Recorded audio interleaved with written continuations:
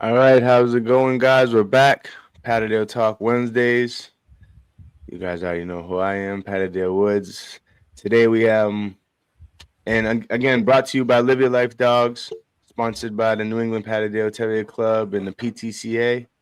You guys know we come here and talk Patterdale every Wednesday. Today I got a very special guy with us, doing things different. You know, we all do our things with dogs, but he does a little thing. We got Joseph Carter, the Mink Man. I'm pretty sure most of you guys heard of him, if not everyone. But yeah, you wanna say a little something before I get to asking you questions? Sure. Thanks for having me on. And Appreciate yeah, you for coming, man. For real. looking forward to it. This will be fun. Yeah, it should definitely be fun. We got some normally, people will comment. We got some regulars that'll pop in a second, I'm sure. People will leave some comments, ask some questions. And if you have any questions, just leave them in the post them in the comment section and I'll pull them up so that everyone could see them. But I guess, since the Patterdale Terrier, we'll get into the dogs first. When did you start getting into hunting with terriers? So, my first dog experiences were actually with cattle dogs. I started out, my grandfather's horse trainer, or he was a horse trainer. And I lived with him as a teenager. I moved out, and previous to being a teenager, I'd visit him all the time. Just stay like the summer with him and then go back home. And then when I became a teenager, finally just moved out with him permanently. And he, training cattle horses, he had the need for cattle dogs.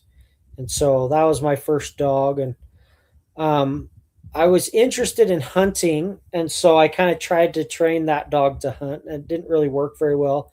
Herding breeds tend to be very, very high self preservation and like mediocre prey drive. Hmm. So that doesn't work very well for a hunting dog. Yeah, definitely And need a high prey drive. yeah, you need more prey drive and less self preservation, pretty much. Yeah. Um, so I ended up randomly this dog that looked kind of like a pit bull. Well, looked just like a pit bull, but obviously I have no way of knowing how it actually was bred. But anyway, it showed up at the farm one day, and I started feeding it. It just walked up to the farm. Oh, it's a Yeah, stray. just a random stray, pit bull looking dog, but it had no dog aggression. So I mean, chances are it probably wasn't a pit bull, but I mean, it looked like a pit bull. Hmm. Anyway, whatever it was, it showed up. I started feeding it. My grandpa wasn't too happy about it. I wanted a pit bull before that, and he's like, "No, they'll kill livestock and they'll kill my cattle dogs." And I have no, he just forbade it. But when this dog randomly showed up, it was kind of harder to say no because Sorry, wasn't, here. wasn't like I went and got it. It just Yeah. showed up. So anyway, I started hunting that dog with my little collie that I tried hunting with. Wasn't very good at it. The other thing with the collie, he wouldn't track anything either. He was kind of like a sight hound. He'd just like see stuff and go And go. after it, but he wouldn't locate or trail Would he at use his all. nose at all? No, not even a little bit. I mean, maybe like wind scenting, something, but he wouldn't track at all. Hmm. And I tried to get him to do it. He just wouldn't. Well, this pit bull looking dog, it liked to track. It was very natural to that dog, and we'd go kill something, and then afterwards, I'd like drag it around. I'd tie it to a tree, and then drag it around, and hide it somewhere, and hide it up a tree, or hide it down a culvert, or hide it in the bushes, or whatever, and leave a trail. And she'd track it without much effort. I got her tracking pretty good, and so then I had basically like a sight oriented dog and a scent oriented dog, and she would track it down. Then he would see it because it was mostly open country where we were. He'd see it Hmm. trying to sneak away, and he was way faster than she was. So he'd run it down, bite it on the butt, and kind of bay it, and then she'd come up from behind and kill it. And that was kind of our goofy little hunting, Little 1-2 punch. yeah, our little hunting team. But yeah, that's kind of my introduction into dogs in my life. Um, I was a falconer as a teenager, Okay. And that led me into getting into mink. And while I had mink, um, I just hunted with mink by themselves. And I had a friend who had a little dog that he hunted with, and it was just a random mutt. It wasn't anything special. It wasn't Mhm. hunting bred either, but it was like a Catahoula. So it was supposed to be a Catahoula cattle dog mix, but we think it was a Catahoula bull because its head was kind of big and stocky, and the sucker didn't like it would kill raccoons. You know, it wasn't soft at all. And you'd think a Catahoula cattle dog cross would be, you know, bay and mix, and he'd straight kill stuff. So Mhm. we're guessing it was a Catahoula bull. It was the other thing was it was a hog dog. The father was a hog dog. The mother was the cattle dog. We knew that for sure. So the mother, we were pretty sure what it was. It was a collie type cattle dog, and the father was a hog dog that they said was a Catahoula, but like we never saw him. But based off of his son, we think he was a Catahoula bull something. Mhm. Anyway, whatever he was, doesn't matter. Um, Worked out for you guys. it worked out great, yeah. And Mhm. this dog would track and tree and kill raccoons like nobody's business. Anyway, so he would bring it with us when we go catching rats with the mink, and the dog would like locate where a rat was hiding. And we could put the mink down the hole, and he would, if the rat was escaping from the mink, he'd catch it, and he just worked out great. And I was like, man, it's really handy having that dog around. Like, um, we can cover country. Like one thing we do is we go down canals, and that dog Mhm.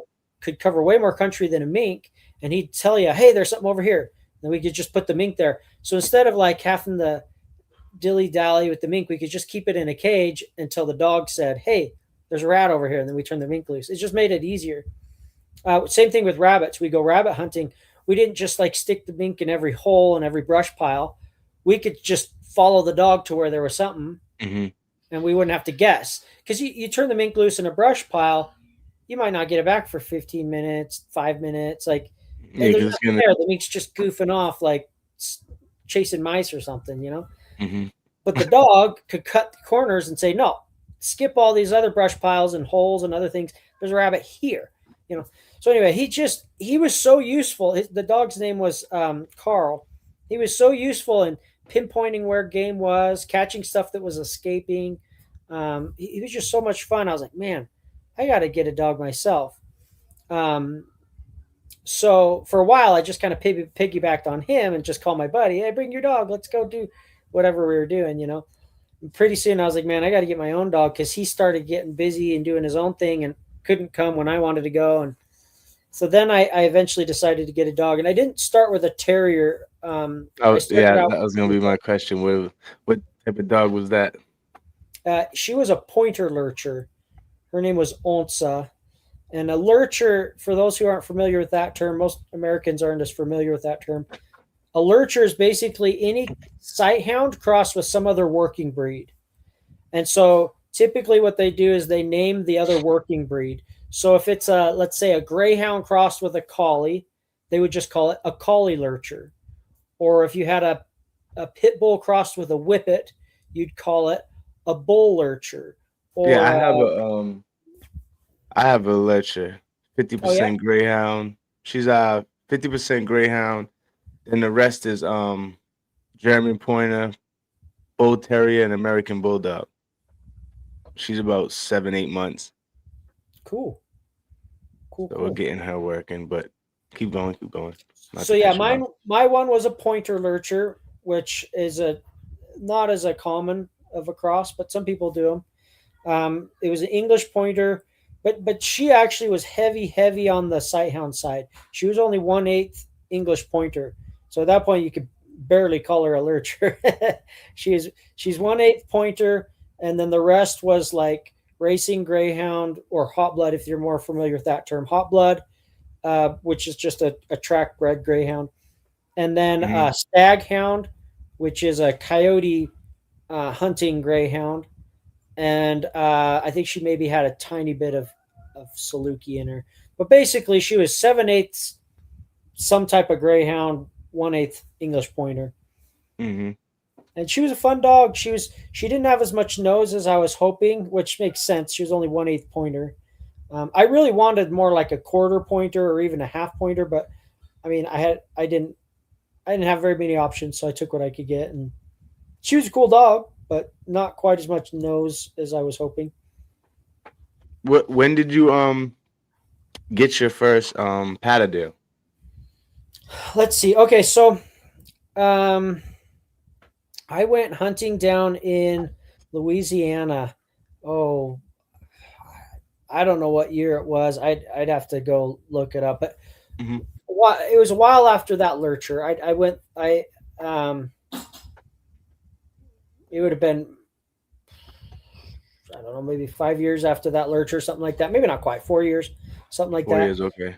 I went down to Louisiana and I was hunting nutria with some guys down there, and they had a little Patterdale, and they said, "Hey, um, this dog was given back to me because the previous owner couldn't get it to stop killing their livestock. He was killing like goats and chickens and stuff.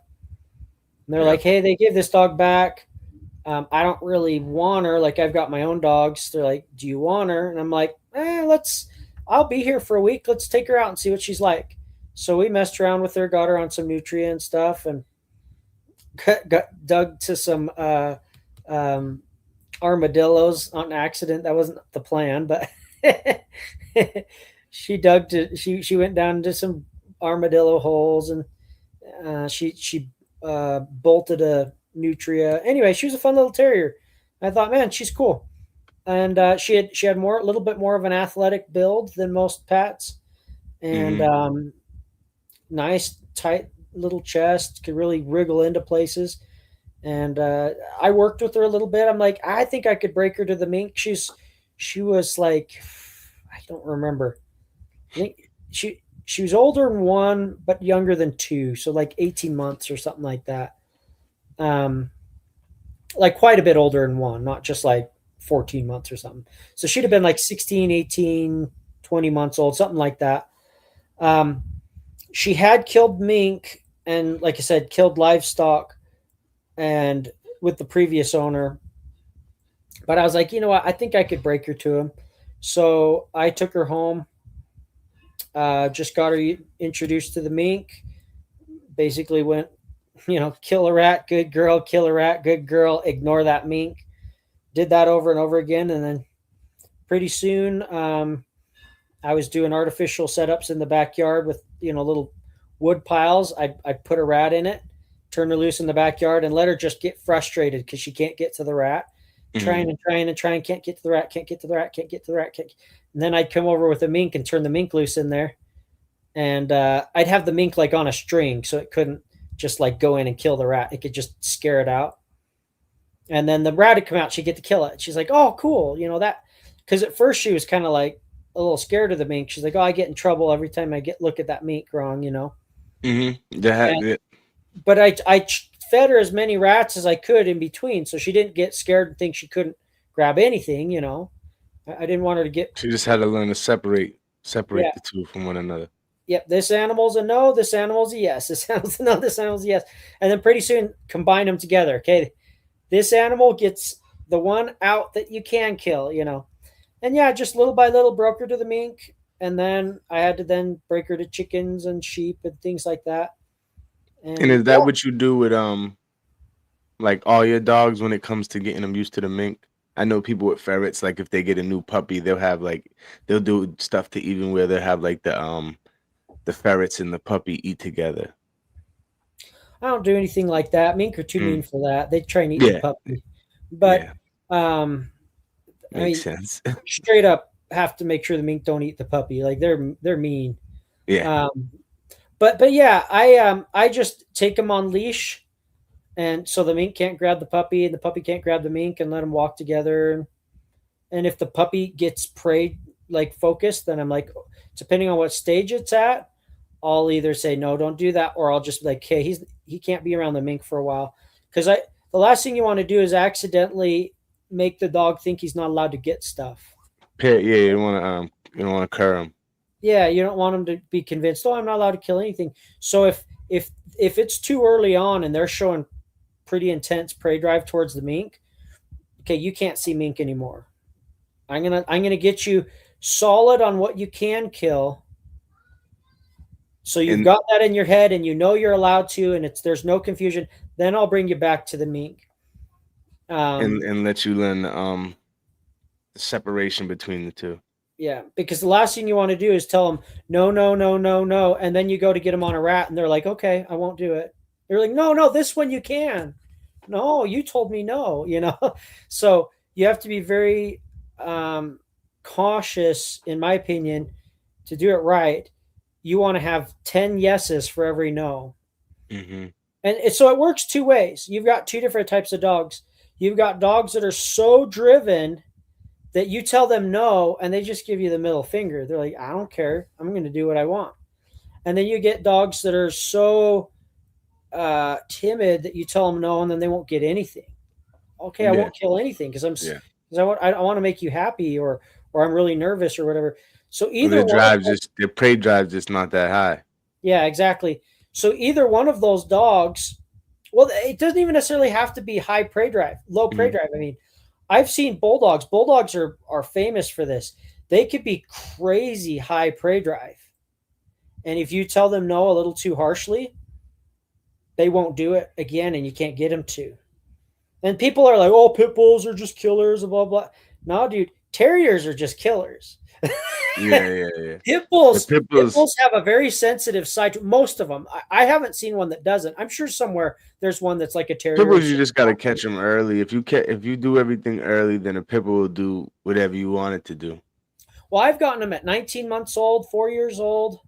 I had a 4-year-old pit bull with such high prey drive, she would go after fish in a fish tank. Mm-hmm. Like you couldn't even have her around a fish tank. She'd go bash her head into the tank because the fish was like, she was crazy high prey drive. She would work herself up to where she was panting like she just run a mile and she's just sitting there. Just this dog was crazy high prey drive. I accidentally taught her not to get rats. And how did you accidentally do that? She grabbed a rat, and another dog came and grabbed the rat from her. It was my dog, and the dog knew better. It was just a terrier being a butthole. Terriers are good at being buttholes. And it ran over and snatched her rat. And I said, you don't do that. You don't take her rat.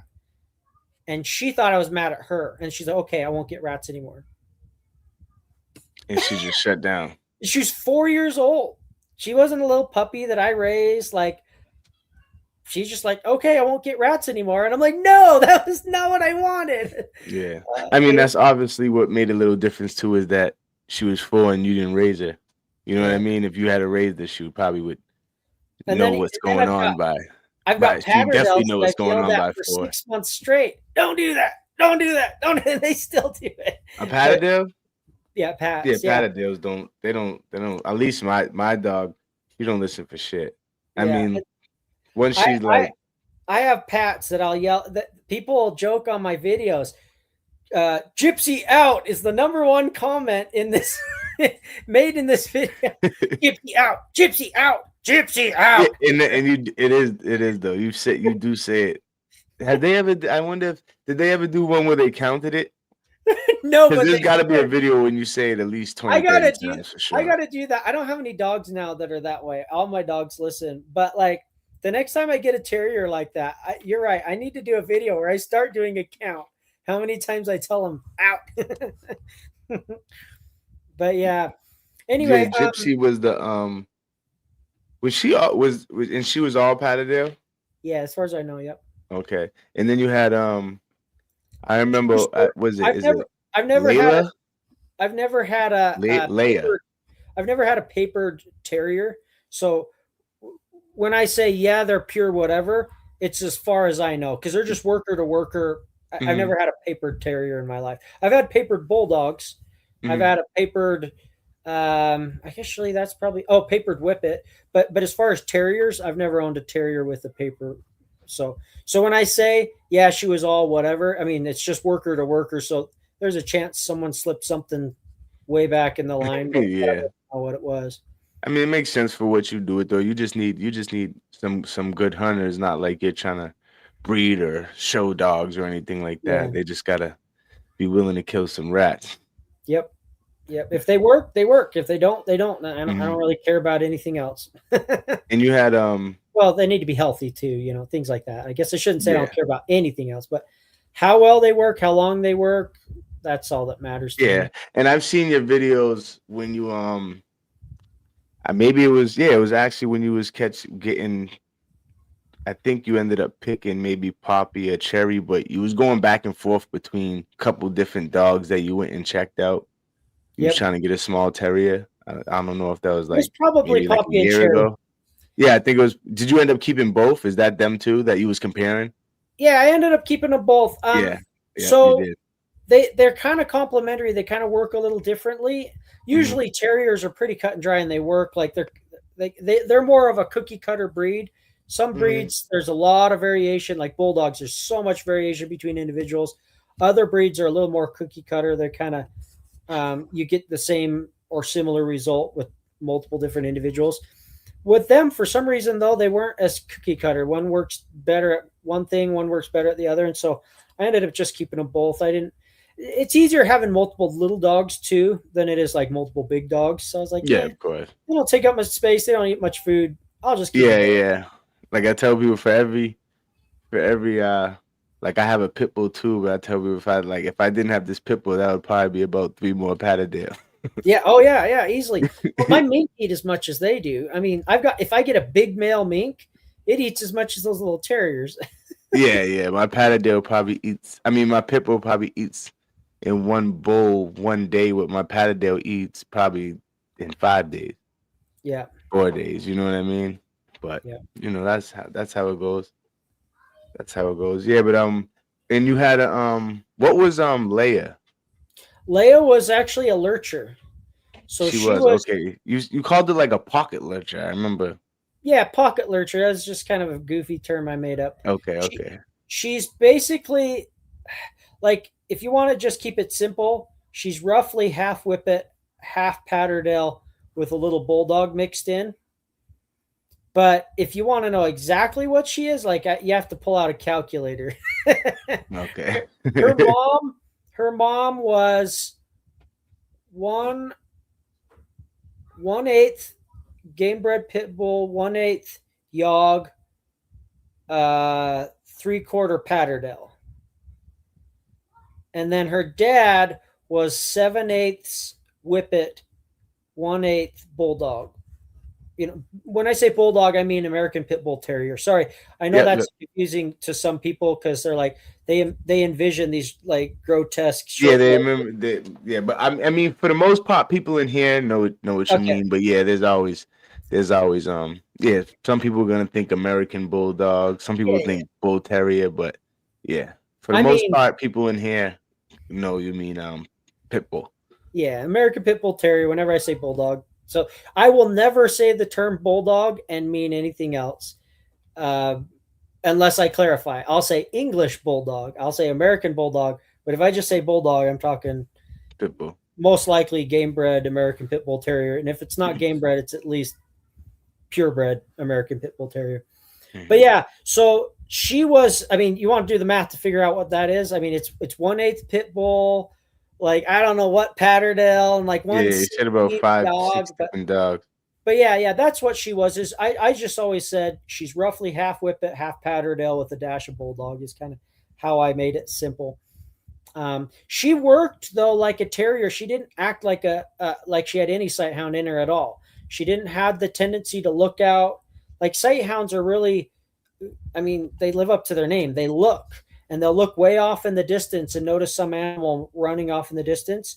And terriers, I think they don't have very good vision for one, but the other, even if their vision is perfectly fine, they don't tend to look away from their little bubble. Like they notice everything that's up close to them.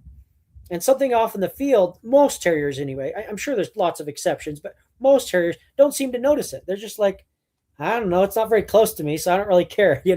Yeah, I mean um, that's true. I've been out in a farm where there's like where we seen like a groundhog where it's a little further up and like the little dogs don't They don't notice it.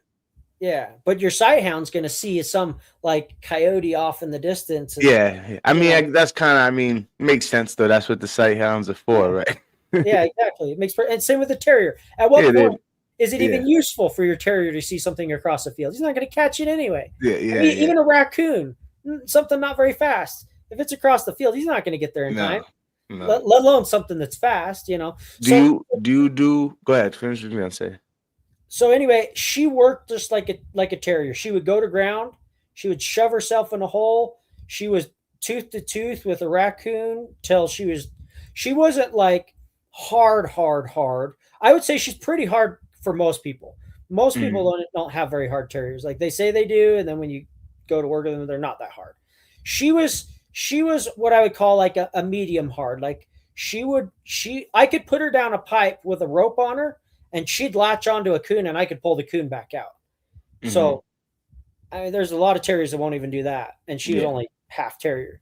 Um, but like if she did get hit hard enough, long enough, she would go back up and start baying. She wouldn't just stay in it until she was a total mess.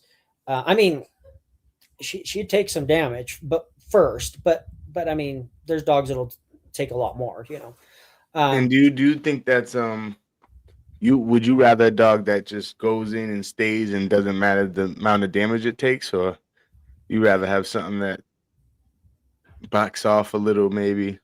So it depends on what I'm doing and the size of the dog. If I've got a tiny dog like Cherry Poppy size, I do not want them to be hard. Absolutely No, not. yeah, yeah, that's There's no value in that well, at all. well, They what need to if be hard enough to not flinch on a rat, right? You grab mm, a rat, it wraps up on your face and bites you, just chew it up. no.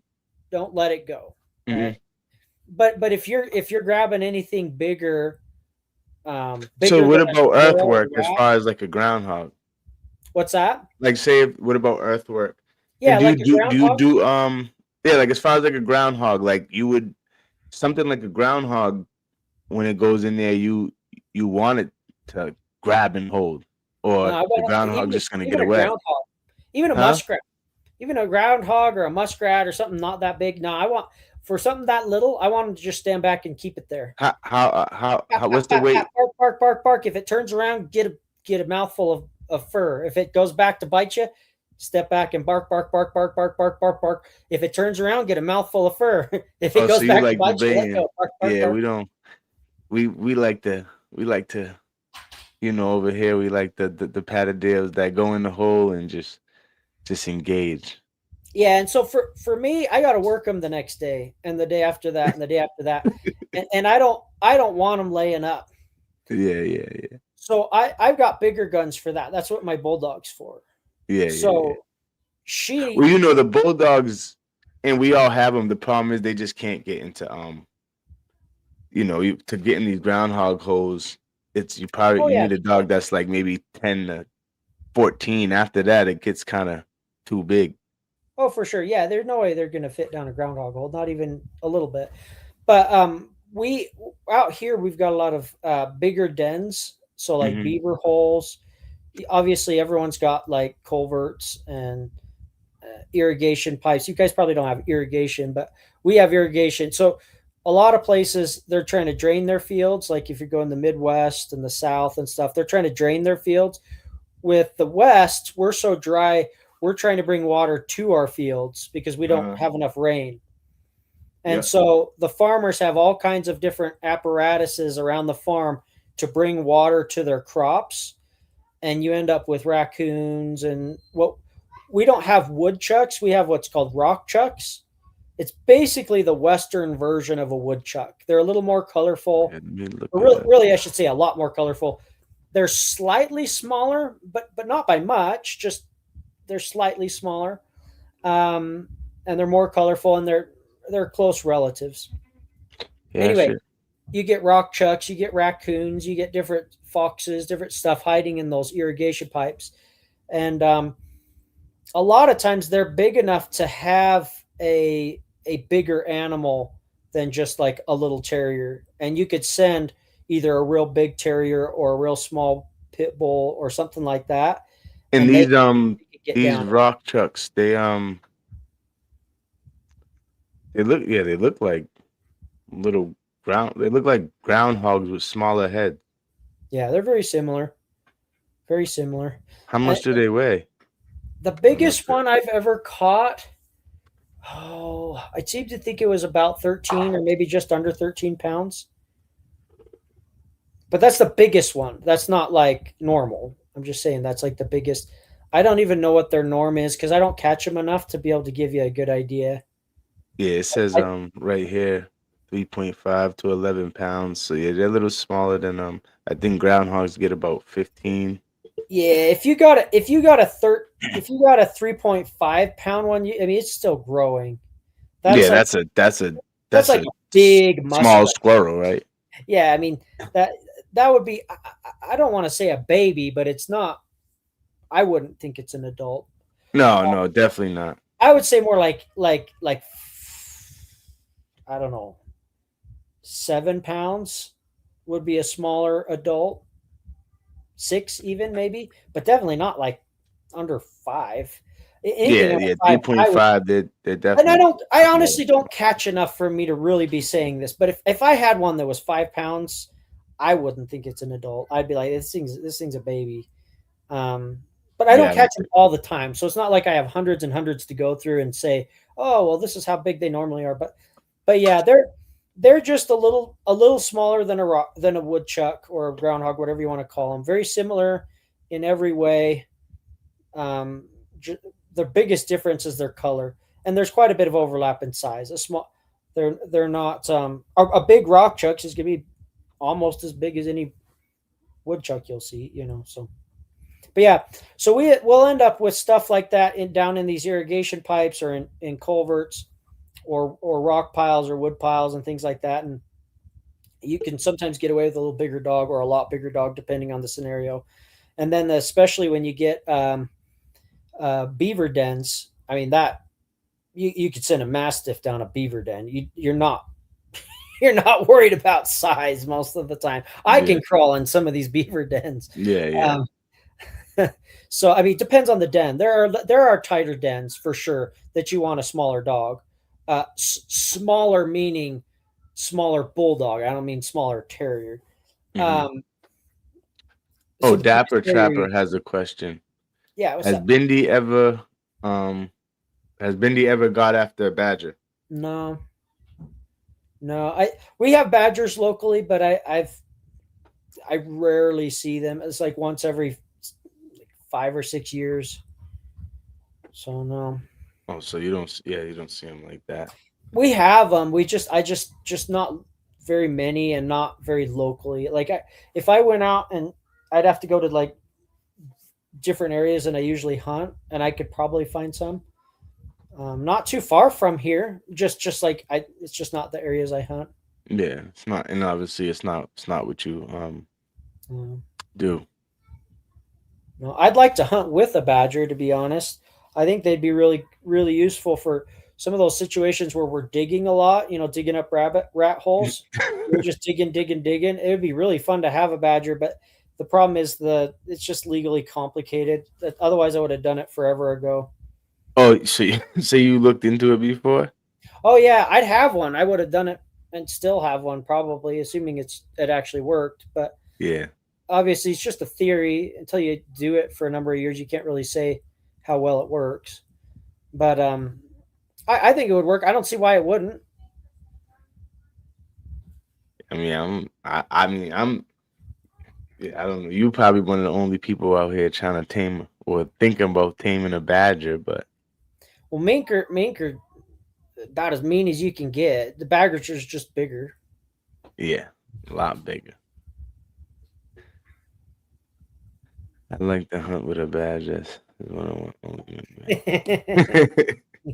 So I was like, I never even heard anyone even kind of think about something like that, but I'm not surprised that you said it, to be honest. Yeah, well, they're absolute digging machines. They're just dig. That's their whole body is just made to dig. And there's days on certain jobs, and to be honest, it wouldn't be something I'd use on a regular basis. I don't think. I think it'd be very specific jobs. But when I get on one of those jobs, literally that's all we're doing all day long is we're just digging up rat holes. And my dogs will dig and dig and dig, and you know, they're dogs. Dogs are not made to dig. Even Yeah. terriers, people are like, oh, my terrier, my dachshund or whatever is a digging machine. No, they're not. They're Yeah. not digging machines. Their paws are little round things with these little short claws. Badgers are They're digging machines. digging. They're good at digging for like their size and for dogs and what they are, but yeah, Yeah. they're not. They're I not mean, moving. a badger's paw, a 15-pound badger has a paw bigger than like a 90-pound dog. And it's got claws longer than any dog on this planet, unless it's just been horribly neglected, you know? And he's just, and their muscles, everything and on their bodies just made to rip up the ground. Yeah. Oh yeah. Anyway, it's all theory, obviously, until I actually do it. But I think I could do it. I found someone who's trying to get a mink. It's like a mini zoo, and they want to get a mink. And so I'm gonna go. I'm gonna see if I could partner with them and see if maybe they could get the licensing, and I could work the badger, and I'd be like a Trainer. employee or whatever, a Yeah. trainer or whatever for them. And so basically, it would legally be the zoo's badger, but I would go and take it on jobs. If we could work something out like that, I don't know. It's all up in the air right now. So I've tried this with another organization, and they just never got their licenses, so we never went through, and not yet anyway.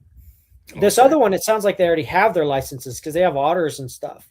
So, and wolves and like coyotes, a bunch of stuff that are typically not very Yeah. like the general public can't own. So I might be able to just get a badger through them, and then I'm like on their roles as the trainer. And Yeah. From I, what I understand, it's like, isn't it not? I mean, I never got it, but wouldn't it be harder to get a like a license to have otter than badger, or am I well, they mistaken? are non-native otters, so I don't know. I don't Okay. know. Maybe the badger would be harder. But if they can get non-native otters, why not non-native badgers? So Yeah. either whichever is easier. I don't care. Get a honey badger if it's easier to get the non-native type. Get an American badger if it's easier to get the native type. Whatever is Hmm. easier, I don't care. I think they're both digging machines. The American badger is a little more specialized digging machine, whereas the honey badger is a little more of a generalist. Like they can climb trees and a bunch of other things too. So, but I think either one would be way more advanced digging machine than dogs and me. Yeah. Like I honestly have dug. I've gotten down and dug with my hands because sometimes you can't use a shovel or you'll collapse the burrows. And so Yeah. sometimes Same you thing can, with when you're doing the earthwork with the Patterdales for great groundhogs and stuff. Sometimes you gotta, depending on the angle of the hole or where you're at, sometimes you just gotta get in there with your hands because yeah, a shovel might not angle right, or whatever the case might be. yeah. Certain soil types you have to use a shovel. Other soil types you cannot use a shovel. Yep, Some that's it's true. like you kind of go back and forth, shovel, shovel, shovel, hand, shovel, shovel, hand. It just depends on the soil type. But there's some soil types where I'm literally down there sticking my hand in the hole, ripping it up, sticking my hand down, ripping up, and that's the only way to keep from losing the hole. And I'm just like, and I'll do that motion, just like hand down, rip it up, hand down, rip it up, until my arms are just like sore. And half the time I've got like bites on my fingers or scratches on my hands, and I'm down there, man, it's exhausting. It would be really cool to have the badger do what it does anyway in nature, just Yeah. fly through that dirt. And then I would assume they've got some type of sensing abilities. Probably I would assume sense of smell, but maybe some other able to feel vibrations or sounds or hear sounds or something. I don't know. But Uh-huh. I'll bet you with them being such a specialist at digging up prey, they probably have abilities above and beyond what the dogs do to locate where to dig as well. Yeah, definitely. I definitely think they do they would have the vibration thing because isn't that what like moles use? Isn't moles kind of like all nose and like they can't even see or something? It's just all vibration and nose, Yeah. I guess. Exactly. So I would assume whether it's just hyper strong sense of smell or something, I'll bet you badgers have abilities to be like, hey, there's a rat here. Whereas the dogs, like, I'm not sure because you think about it in nature, how often are canines digging things up? Like it's a very small part of their repertoire. You know, of course, they're a lot better diggers than like cats. I'm not saying they don't dig at all, but they're not specialists at digging. So you would think Yeah, a yeah, specialist like a badger probably has some senses. I'm assuming smell, but maybe something else that allow them to know, hey, there is something here. Let's dig here, rather than just kind of like digging everywhere the way a dog kind of seems to do a lot of the time. Anyway, it's all theory. It would be fun to try, and I hope before this life's over, I get to find out how useful it actually is. Because ideas that sound wonderful, sometimes they just fall flat on their face. You know, and there's only one yeah. way to find out. Only one way to find out is, yep, try it, see how it goes. Oh, here's So, another question. Mink man bred Bindi and calls her a working bred pit bull. Is he gonna make his own bloodline of working bred pit bulls?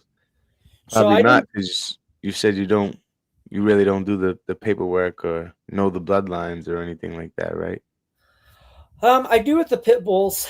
Um, so Bindi, I did not breed her. I acquired her from a gentleman down in Texas, and she was bred to do what pit bulls do, and then I trained her not to do Mm-hmm. it, and focused her drive towards prey, rats and raccoons, and not towards what her natural inclinations are.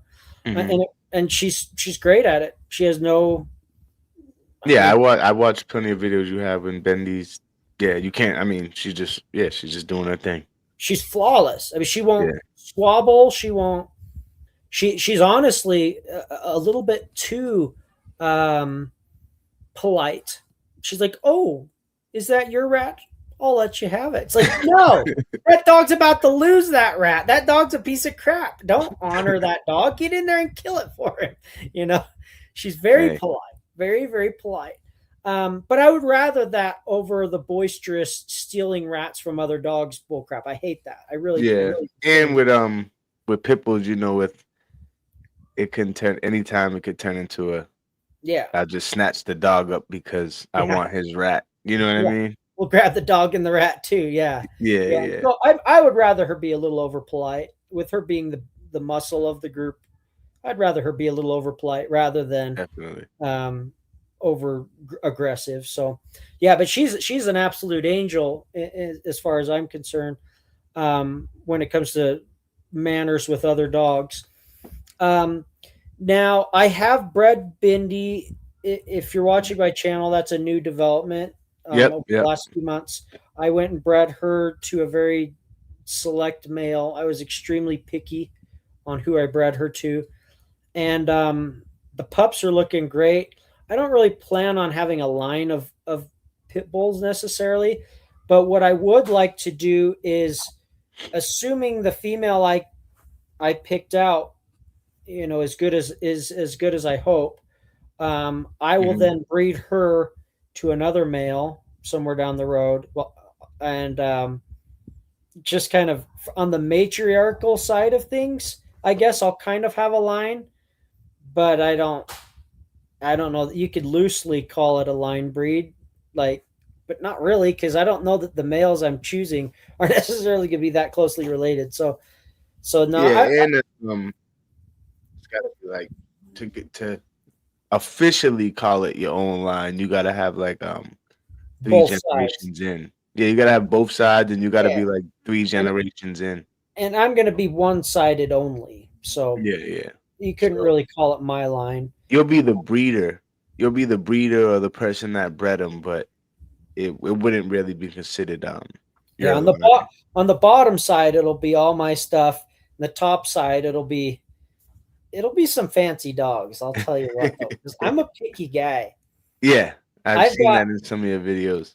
I've got a guy that I'm if I can talk him into it, I'm gonna put some old school, been in the freezer since before I was born kind of stuff. But I think I might be able to talk him into it with this female that I've got because with who her sire is. So we'll see if I can really talk him into it. I can't say any names because the minute Mhm. I say what dog we're talking, but he's got every title a dog could ever have, and he's old school. Like I said, his sperm's been frozen longer than I've been alive. So, Okay. but yeah, we'll see if that ever happens. If it ever happens, you guys will probably never know, because I won't be able to say the dog's name. But anyway, we'll see if that happens. But this time around, though, I didn't go back in time, but I bred to the best thing living, as far as I'm concerned. Um, as far as I'm concerned, he's the modern day Jeep, the modern day. And pick your great that you want to name. He's a producer of producers. Um, so anyway, we'll see. We'll see how these pups turn out, but I really like what I'm seeing so far. Really smart, athletic, confident little pups. And of course, there's only so much you could tell from a pup. She might be a total flop, but I mean, for a puppy, she's looking really good, and her brothers too. I mean, we can only, you can only hope for the best with, with the Patterdale Terrier, any dog that whatever you're trying to do with it, you get it, and you do your best with it and hope for the best. You know what I mean? Yep, that's all you could do. My thoughts are going. He wants a hint. What does he want to hint at? What I bred her to? Yeah. No, I think he wants a hint on what or the patch. Yeah, what you're trying to breed Bendy to, which you said the old fashioned, the old blood chosen before you. But let me think. Okay. I've got the perfect. Don't say too much. You don't want to ruin it for yourself. No. Because if the guy finds out I'm talking about it, he'll be like, "Oh no." My point exactly. So let's just say the dog's name. And don't if you can guess it, don't say, "Is it this?" Okay, you guys just keep it to yourself in your heads. Okay, so the name of the dog. He has every accolade a dog could ever have of the highest level. I mean, not like tornado stuff. Obviously, there's only like a couple dogs in the world who've ever gotten that high. Mm-hmm. So I'm not saying tornado, but other than the double GR, he's a GR, GRCH, and a ROM, and his name is the same name as an animal that I think would be really cool to have. And if you can't figure that out, then I can't help you. So anyway, and it's so up in the air, and I might have just ruined it by giving that much detail. So we'll see. But yeah, the sire that I bred her to, like I said, he's an extremely consistent producer, and I'm really excited to see what he throws in Bindy's pups, because Bindy's a pretty cool dog. Was there a terrier that got stolen from you? Oh, nice. Yeah. Yeah, there's not really anything to say on that. People are pricks. I was out hunting along in a public area, doing pest control, I should say, rather than hunting. I mean, it's the same thing for me. Hunting and pest control is one and the same a lot of times for me. But anyway, I was doing pest control along a canal, and that section of canal was near a hiking trail / golf course. And yeah, someone helped themselves to my dog. So I don't have any. There's no news on it.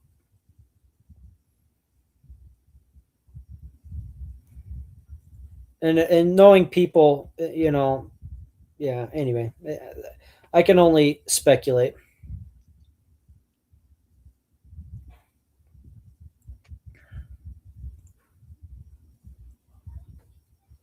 But yeah. One of the cool things I'm liking about these little pups that Bindy had is they're really, really smart. They they have that high desire to please that Bindi does, to the point where it's, it's almost a flaw. You got to be careful not to hurt their feelings or something. But a lot of drive, really high drive. Um, both the female I picked and the male that my buddy picked have seen raccoons. We won't let them touch them, like even the dead body, because they're still being vaccinated. They're so little they don't have their full vaccination yet, but they'll scream their head off at a coon, just squirming to get out of your arms and going bonkers. And they're just a tiny little puppy. So I'm excited. Here, just a couple more weeks, we'll let them start chewing on a dead coon. So what we'll do is we'll go out hunting with Bindi, or do a pest control job with Bindi, whatever we happen to do. And then when she gets on it, we just hold them back off the ground. We don't put them on the ground with a leash just in case something happens. So we hold them up off the ground and just let them watch. And then when she finishes it, then we'll let her chew on the fresh one.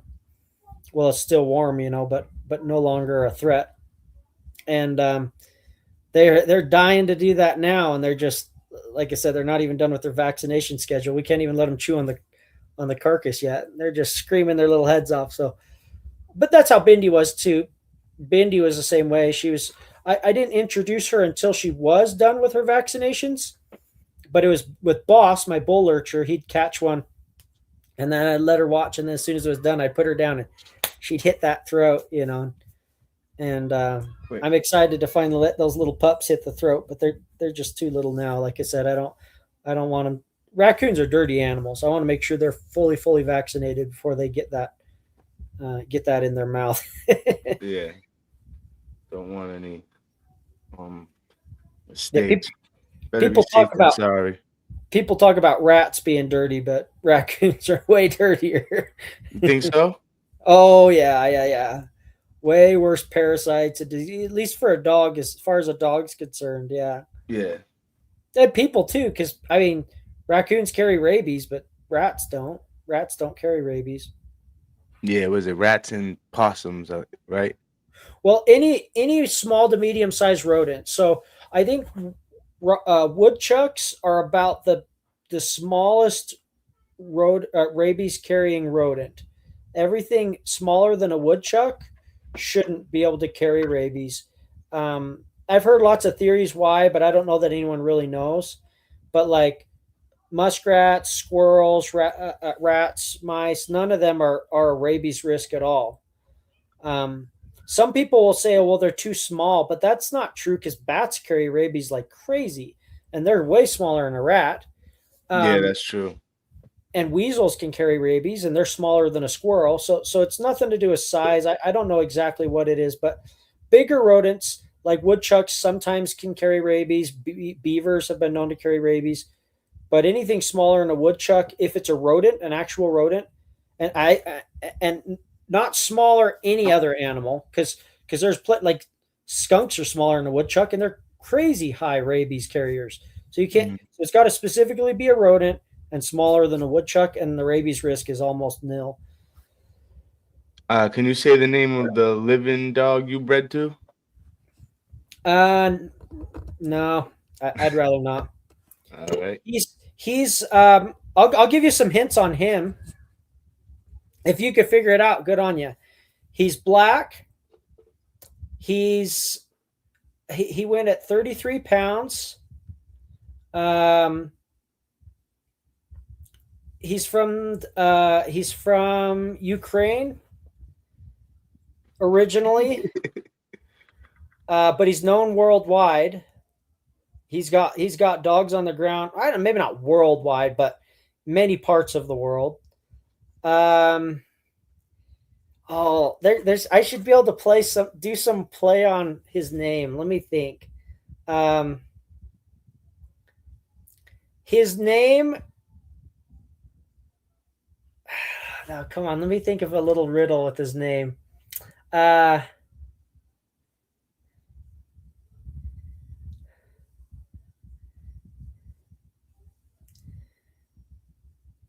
vessel that takes you across the ocean. So if you could figure that out, That's his father's name. And if you're really into bulldogs, you probably already know who I'm talking about. But if not, that's good. You don't need to know. Which, by the way, I'm not in that world at all. As you see, my dogs are completely dog broke. I'm not in that world. I don't have anything to do with it. But when I'm going to get a working dog, I want the very best of the best athlete, and competition's the only way to produce that. So, yeah.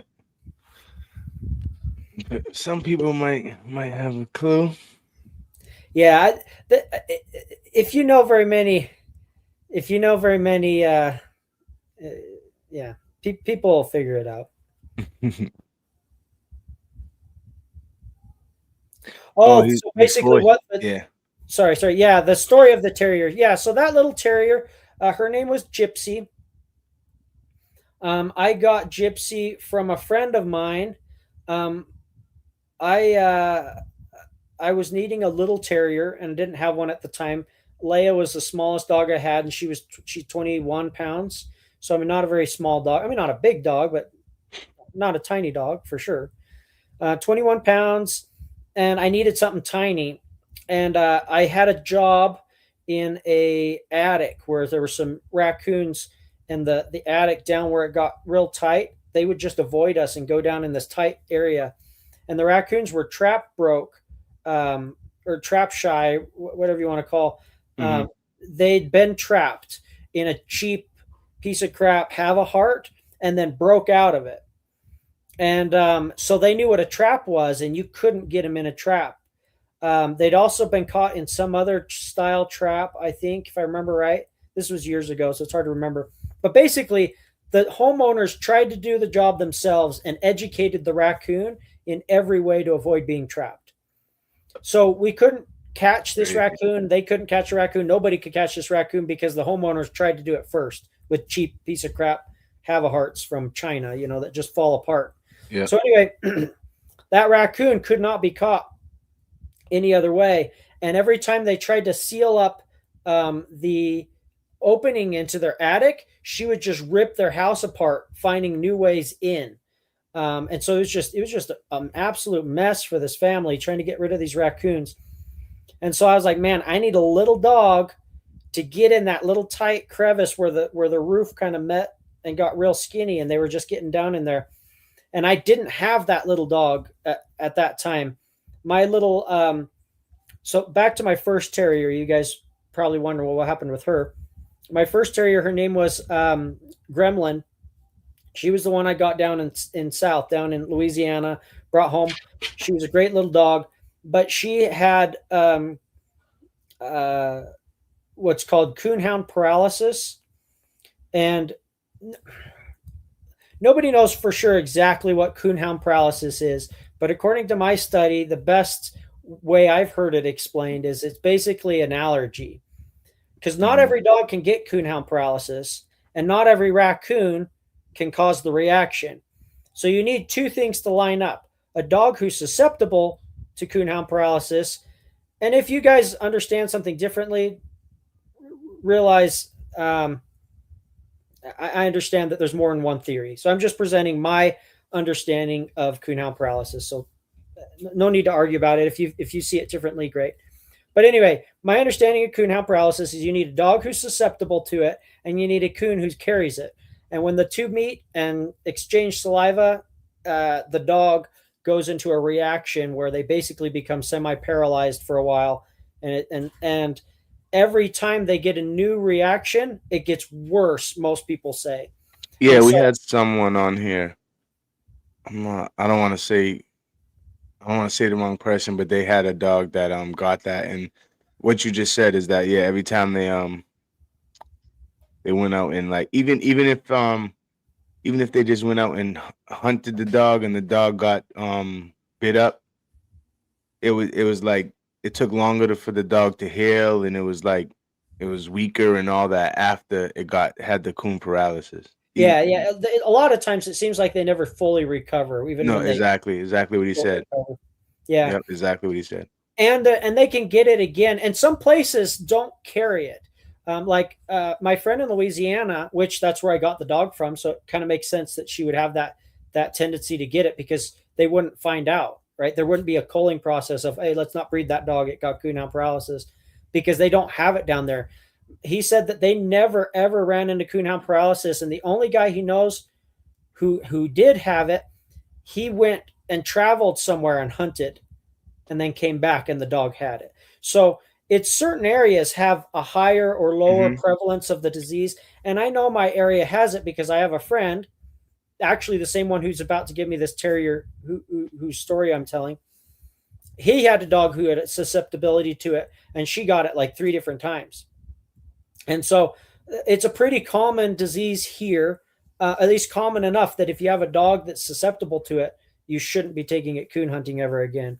So when I found out little gremlin was susceptible to coonhound paralysis, I said, well, okay, that's fine. She's a good ratting dog. I'll just keep her for ratting. But when I stopped hunting her for coons, she got really frustrated because she wasn't, like, between my ratting and my coon hunting, the dogs are being worked consistently, right? And they get all their jitters out and they're satisfied. But when they could only do one or the other, they spent so much downtime that she just would get frustrated and she started attacking my other dog, who was a great big dog, and would have just killed her. So now I've got a dog who I can only hunt on rats.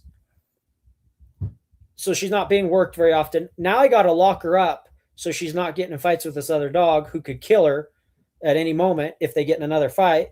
And it was just like, you know what? I can deal with a dog that fights. Just keep her separate. I can deal with a dog who has coonhound paralysis. I'll just keep her for ratting. But a dog who fights and which it wasn't like she's fighting all the time. I could work the dogs together. It was if they had too much downtime and they were alone and she'd get bored. That's when problems happen. When they're working it, they're occupied. Yeah, it wasn't like a constant problem. It was just, it would be a random, like she could go 6 months without an issue. And then one day when things were a little too boring for her, boom, crap would happen. So anyway, I was like, you know what? I could deal with one thing or the other. The dog fighting, sure, just keep her separate. The dog having susceptibility to the coonhound paralysis, that's fine. Just don't hunt raccoons. But when I had a dog who had both in the same package, I was just like, you know what? It's not fair for this dog just to be locked up all the time. I'm going to find her a new home. And so I sent her to a guy to hunt foxes back east. So when I moved her along to the guy to go hunt foxes back east, I now had a hole in my team. I needed a little tiny terrier because the smallest dog I had was Leia that was 21 pounds. That's not a very small dog, No. So sorry. I realized I hadn't explained that part. So back to the story. So I had this job with the raccoon that couldn't be trapped, trying to get it out of the attic. So I called my friend. I'm like, hey, you have a little tiny terrier, don't you? I think you told me about this little teeny dog. He's like, oh yeah, I got this little dog named Gypsy. I'm like, is she old enough to work, right? And she's like, oh yeah, I've been working her a little bit. And I think he'd actually took her out with me once. So now that I think about it, I'd already seen her once or twice with him. He's like, oh yeah. I'm like, well, I got this job. Could you come help me with it? And he's like, sure. So he brought her down. We stuck her in the attic and she squeezed right down in there and got the coons out and worked great. I was like, man, I really like that little dog. I'm like, would you by chance be willing to part with her, or are you pretty in love with her? And he's like, oh no, man, I totally would part with her. I'm like, okay, I'll be honest, I'm not sure. I just saw her work once, but if you're okay with it, let me take her for a little while and see how she works out.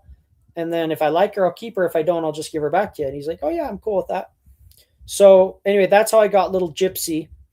And she was a cool little dog. She wasn't very athletic. I really wish she was more better built. Like she really had I kind of almost think she had dwarfism or something. Like she kind of had a funny little build.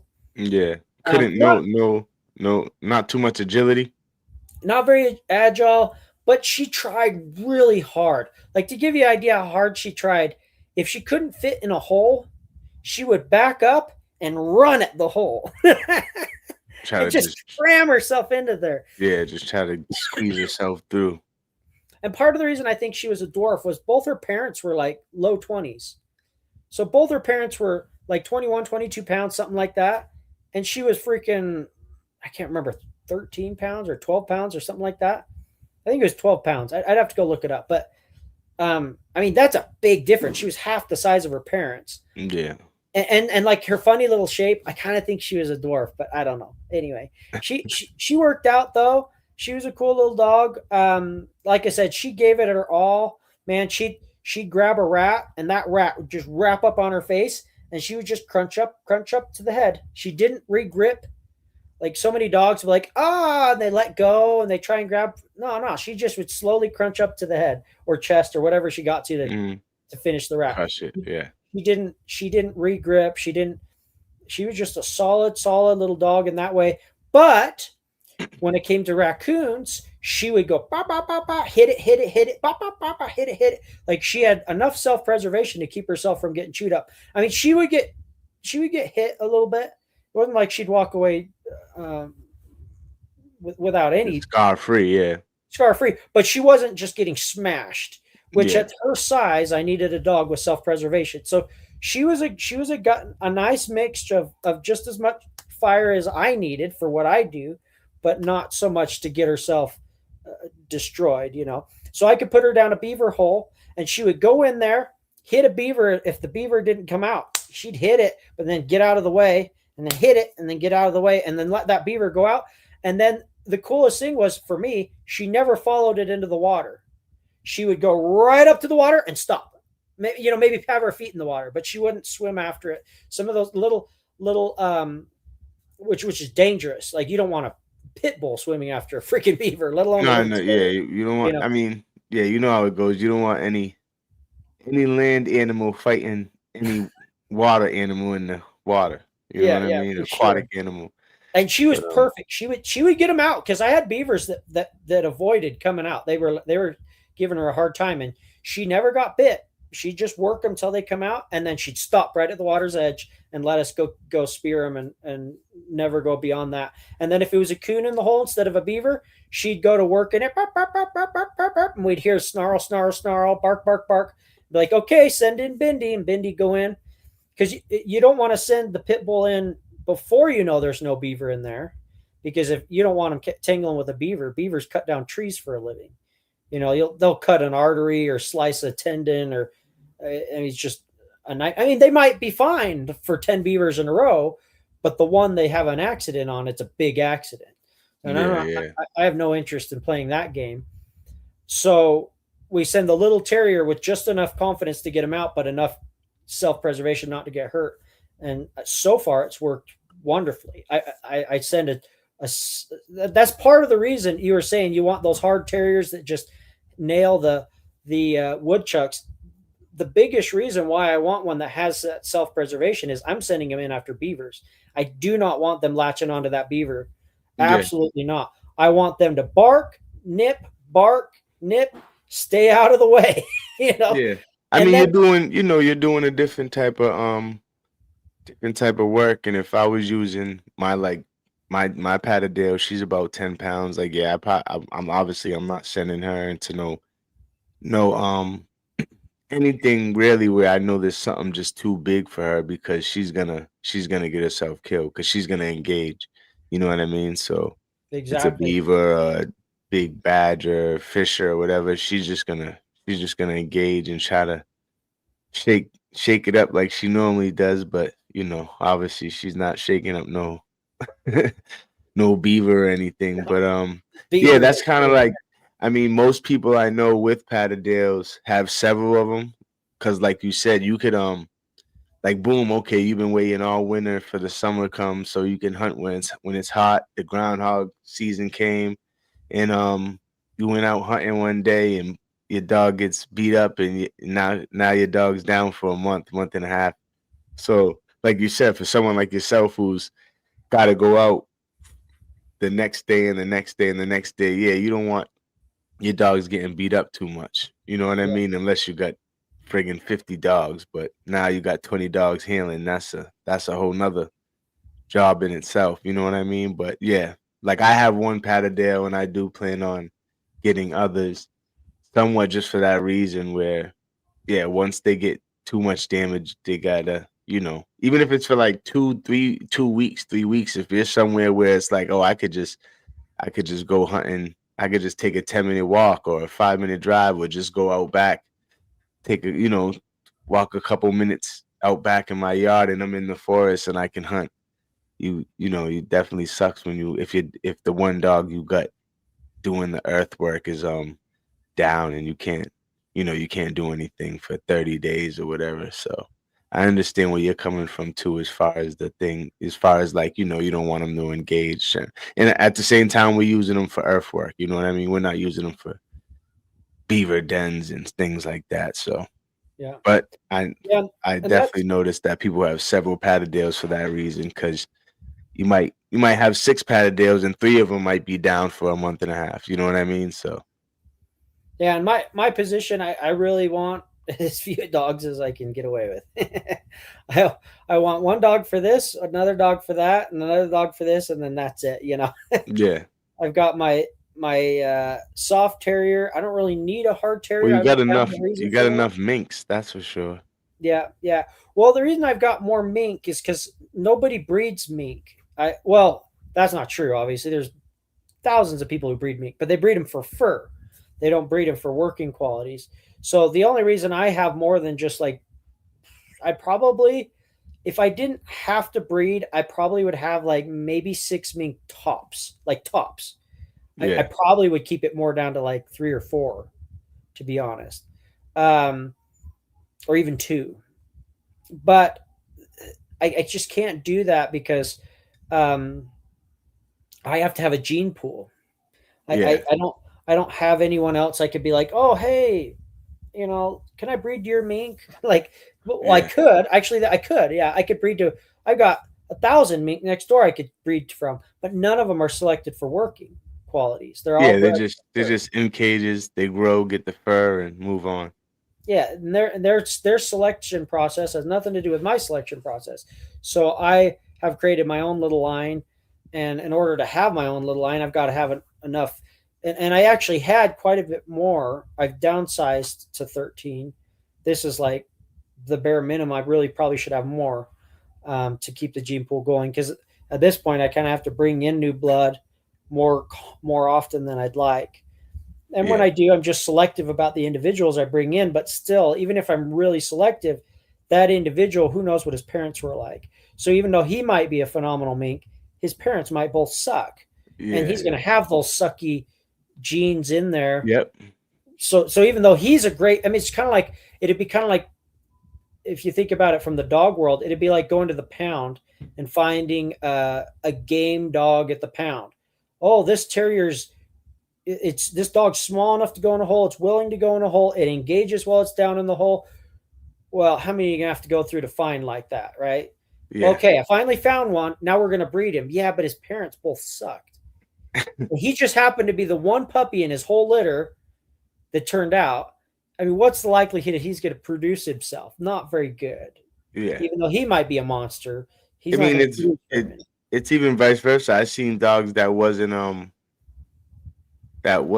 really too game themselves, but they produced dogs that was game. Yeah, and it's because they were related to game dogs. Their mom and Yeah, dad were both yeah, game. their father, their mother, like yeah, exactly. Their mother and their father was game, but they didn't really come out game. But their puppies was coming out game because it was their grandparents had it. You know what I Yeah, mean? So exactly. So you're better off breeding an individual who doesn't perform so well, but comes from dogs who do, than a dog who does perform super well, but his prodigy are all crap. Like for example, you could find a border collie that kills raccoons. I guarantee it. If you looked yeah, hard enough, you looked long and hard and went through enough dogs, you'd find a collie that kills coons. But he's gonna not produce anything like himself yeah. because most border collies bark at raccoons. And Like anything, I mean, not anything, but I mean, really, yeah. Most dogs, if you turn them on to something early enough, they'll get to it. You know what I mean? Most depending on obviously depending on the breed, but something like collies that they have they have maybe not a good hunting drive, but they do have a strong drive. You know what I mean, for what they do. You know what I mean? So yeah, they've work ethic for sure. for sure, Yeah, I'd definitely. love to find a collie that would kill rats without flinching because if you could find a collie, and I guarantee you they exist, you found a collie that would kill rats without flinching and flipping and doing all this whanny stuff, dude, you'd have an amazing dog because that thing would work all day, every day, in every condition imaginable. Yeah. Cold, heat. I mean, man, some of these dogs, some of You'd these be little fast as Patterdales, hell doing it. some of these little Patterdales are freezing to death, and it's like barely, it's not even freezing temperatures. You're sitting there in the 40s and they're wet, and they're like, oh, I can't handle it. Man, no collie's gonna be wimping out in freaking -40 in wet conditions. Like they just don't care. Nah, They yeah. not just mentally, they physically can handle any temperature. Heat that would kill a terrier, they're fine with. Cold that would freeze a terrier, give them hypothermia, they're fine with. And I'm not saying terriers are weak. I'm just saying like Yeah. those herding dogs, they have to work in all conditions. And I mean that's what, and I was just about to say that's what they're, you know, that those herding dogs are bred for, you know, that they could be herding in any condition. They could be herding East Coast, West Coast, this part of the world, that part of the world, in any condition. So over Yeah. the years they were bred to handle any conditions. You know what I Yeah. mean? Where And hunters kind of have the luxury of it's almost always a pastime. I'm going to go hunting for fun. Collies, you don't go get your collie out for fun. You're like, I've got sheep out. They need to come in. It doesn't matter that it's -20. It doesn't matter that it's 110. It doesn't matter that it's rained. It doesn't matter that it's rocky. I don't storm care brewing about it, any of yeah. those factors.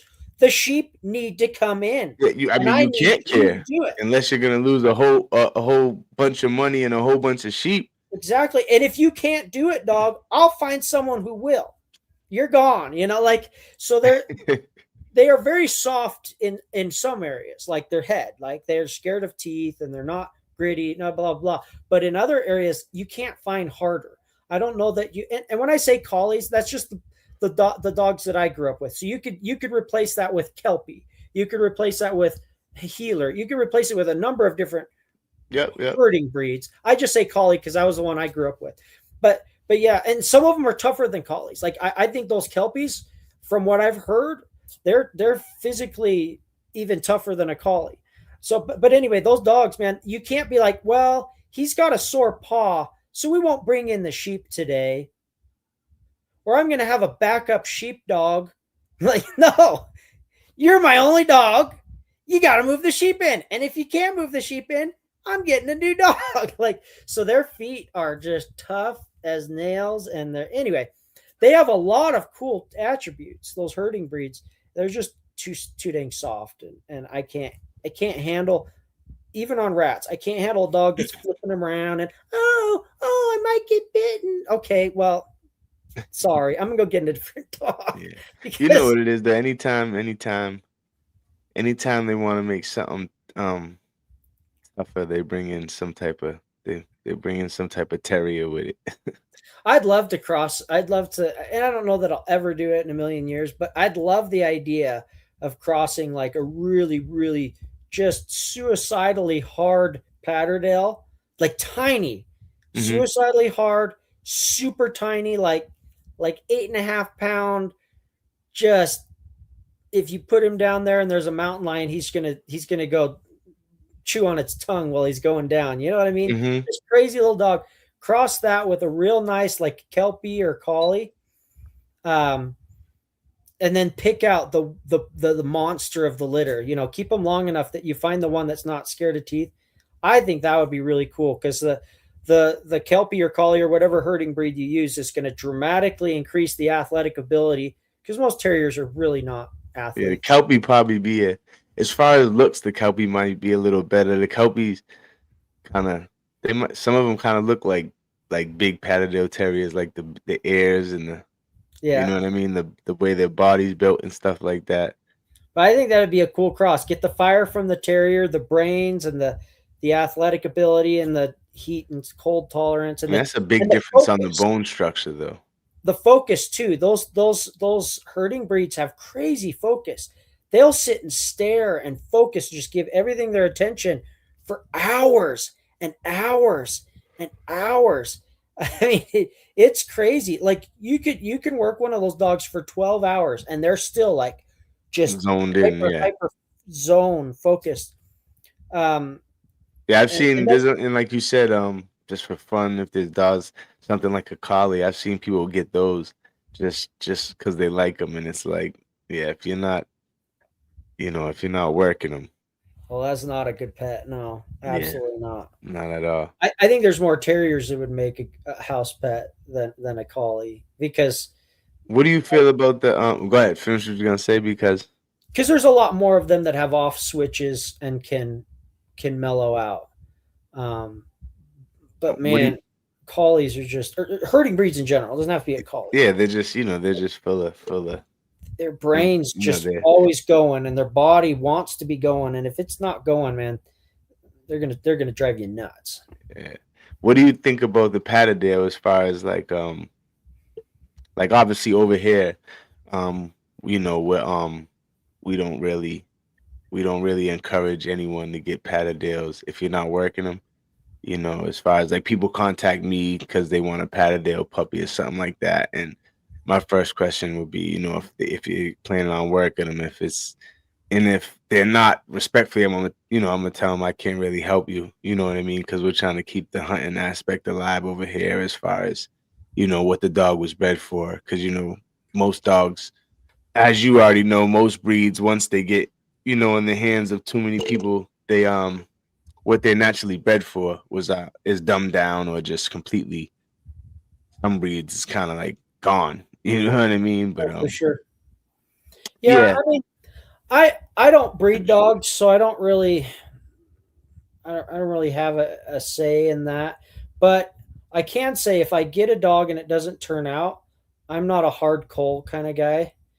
I'll cull it from my program, yeah, but yeah. You're not. I Yeah, give it to someone as a pet yeah. or some other job. Like so, let's say the dog's not pet quality; it's too Mhm. hyper. Let's say I had a little terrier, for example, it's too Yeah, that's soft. what I was saying as far as that was kind of my question as far as like even Patterdales, how do you feel about them as far as like being house dogs or Yeah, people getting them for pets? Kind of like how we was talking about how, people get collies and it's kind of like, completely bad idea if you don't plan on working them. I kind of think the same. I know several people I knew had Patterdales and they just planned on working them, but they didn't work them enough and the dog kind of like just ended up like a wild house wrecker. yeah, I think so. My opinion is I don't like people breeding them for pets, right? So if you purposely got a Patterdale and your only plan is to breed it to be a pet and then you sell it to other people to be pets, I'm uncomfortable with that. And the reason is it's I feel like it could water down the breed because most people aren't For sure. as picky as I am and only breeding to workers. And so that watered down pet line is going to end up due to people and their not being as careful as they should be, that blood will kind of start seeping back into the working lines and water it down. But in my opinion, and I'm not saying this needs to apply to other people, if you want a hard cull in your program, that's your own business. But for me, if I have a dog and it doesn't work out and it's not working quality for anyone, I'm going to give it away as a pet and someone's going to, assuming it's pet worthy, because some dogs are just, okay. So if I had a dog, I shouldn't say I'm not, I would hard cull a dog if it was like aggressive and dangerous towards people. Because some dogs are just like, unless That, it's unless it's with the right trainer and the right situation or the right, the even the right setup. I know people where it's like, okay, you might know how to deal with the dog, but like your setup is probably not like this dog might break out that setup and get to one of your other dogs because your yeah. setup's just not built for that type of aggression or that size dog with that much aggression. You know what I mean? Yeah. Yeah. I mean, there are dogs that just shouldn't be around. Like they just need to be removed completely, right? They're just dangerous Mhm. to the public. But if the dog is not like that, he just doesn't work for my uses, I find him a home. So we were talking earlier before we started. I have a whippet right now that's in a goofy limbo because she doesn't like killing rats. Yep. She We likes were talking about rabbits, that. Yep. but she's not into killing rats. And so she has no value towards me. But I'm not gonna hard cull that dog. She First off, she's going to go to a working home where she's good at, which is rabbits. She's good at chasing rabbits. She likes chasing rabbits. Yeah, you said you said your buddy's taking her, and that's what he does. He does the rabbit thing, So or that's the my jackrabbit thing. exactly. That's my first place. If I have a dog that's not working out for my program, the first thing I look for is what job would this dog be good at. So I had another dog. It was a Drahthar. If you guys know what a Drahthar is, it's like a German short hair or wire hair, German wire hair pointer, but from Germany. The actual German lines, they're called Deutsch Drahthaars, as opposed to the American lines, which are called German wire hair pointers. All right, let me ask you something real quick. All right, so you remember earlier, not to cut you off, sorry, just because you said that real ck. Earlier I was talking about my lecture, and I said German pointer, but that's not the same thing as a Drahthaar.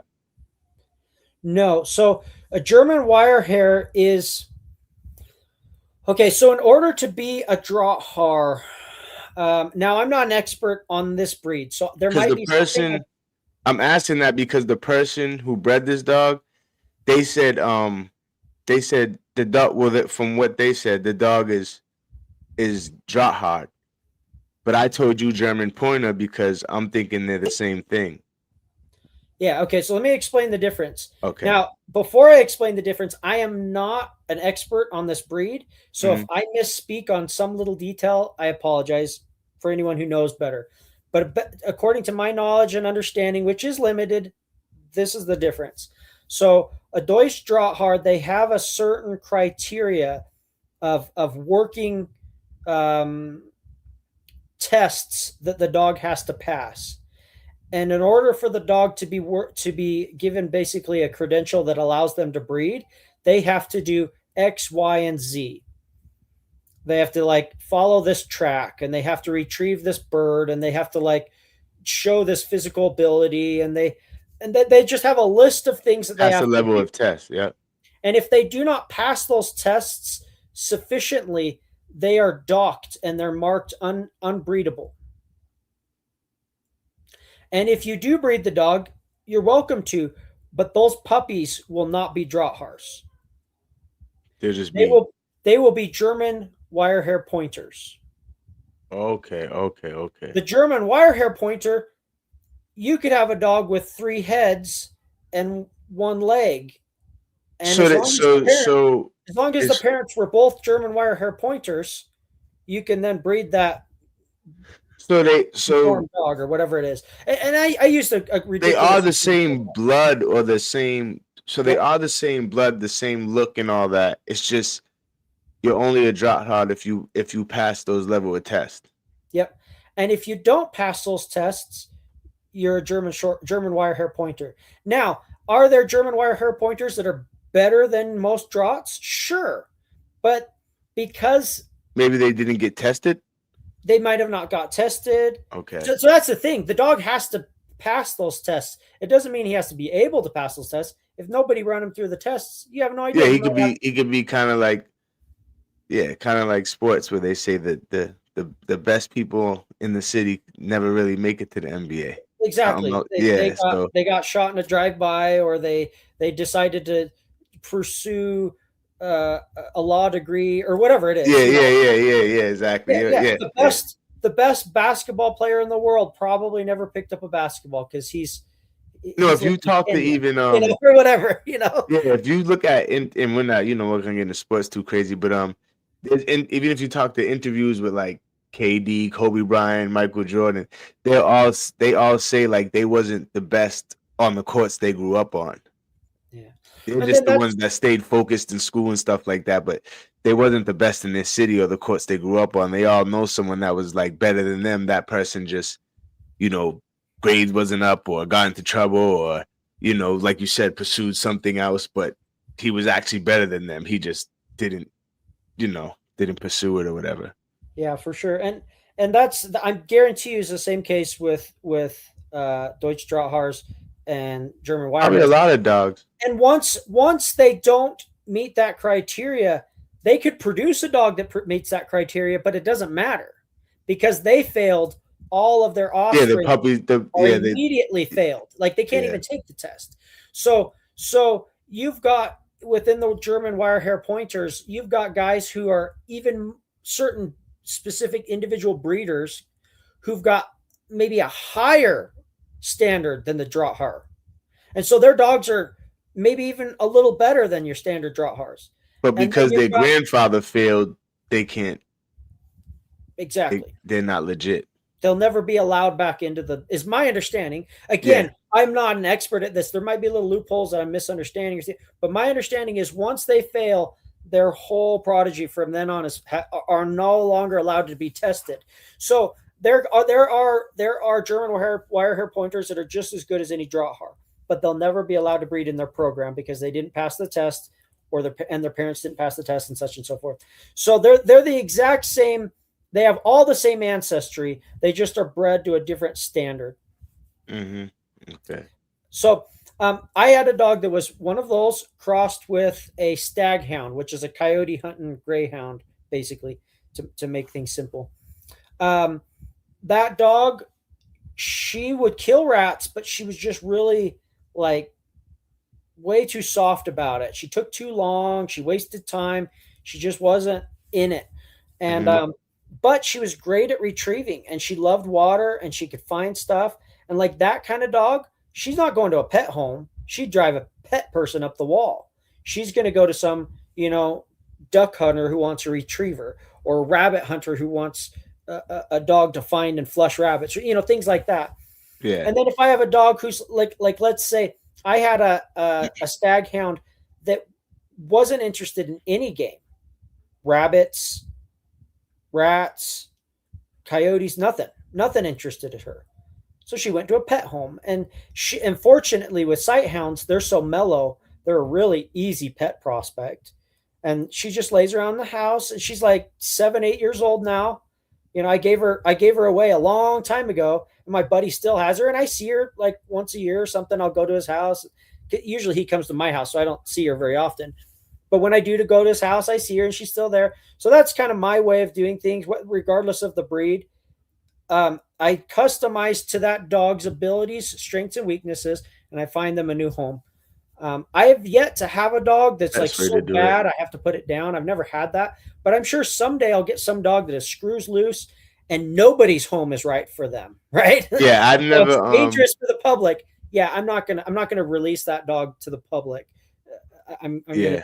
take care of it the way Yeah, you. we've helped with a couple different adoptions over here at LYL Dogs, and yeah, we never ran into any situations where it was like the dog just couldn't be put anywhere, and not a lot, you know what I mean? We're just, but people do contact us for things like that, helping getting, I don't want to say get rid of a dog, but finding a dog, a new home and stuff like that. So we helped out with a few things like that. It's always fun to help out with things like that. But yeah, we haven't ran into anything where it's like, okay, this dog just can't, you know, just shouldn't be in any home. So that's always a good thing.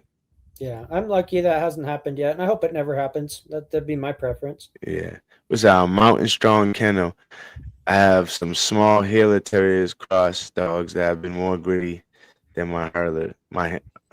Okay, yeah, Halers are so much more healthier and smarter than my Terrier side. The mother is a Patterdale Bull Terrier, father Haler. Yeah, Yeah, that sounds like a fun cross. That really does. One day maybe I'll make one on purpose or find one, but I'm not in a huge hurry. But yeah. it You sounds got like it could be a lot of fun. you got your pack's pretty good right now. Yeah, As far as like you said, you like to keep the three sizes, and you know, and that's what you have right now with Bindi taking care of the big stuff. Nice cross, mountain strong. That's about far as the breeding fits your needs. Yeah.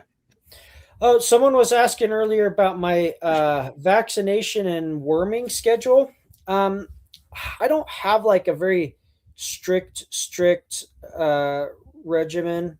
Like, like I don't have like a calendar that says, "Oh, I need to do this and do that." I'm not as organized as maybe I should be. But basically, what I do is I rotate through wormers, so I try not to like use the same medication all the time. There, I do have a favorite though that I use more often than others. They call it the triple threat, and it's, man, I'd have to go grab the bottle to tell you, but it's 3 different worming medications in one, and it's supposed to cover everything from the typical hookworms and roundworms all the way up to tapeworms. Um, it's I like it. The guys that had recommend it, they swear by it, and I like it. And then I will rotate through other, just mix it up so that we're not doing the same medications, because you always have to worry about them becoming resistant, the parasites, to the Mm-hmm. whatever medication you happen to use all the time. Then you'll end up with, especially if you have lots of dogs, you'll end up with a resistance to that medication, and you'll still have the parasites. So I try and rotate, but that's the one that I use the most, is that triple threat. And I'm sorry, I don't have the drugs memorized. Those like 3 paragraph long words are hard. I, I'm not the smartest guy in the world, but so I don't even know how to pronounce half of those. I'm like, oh yeah, that one, and I've got a list of them on my computer as to what they cover. So I have a whole Yeah. table. This drug covers this and this and this, and this drug covers this and this and this, and these are pros and cons of that drug. And so I've got a whole table that I reference. I don't have it memorized, the names.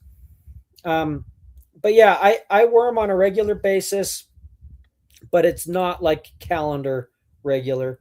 As far as vaccinations, yeah, I just once a year I give a 10-way, um, and that covers leptospirosis, which is important for me because rats could carry that.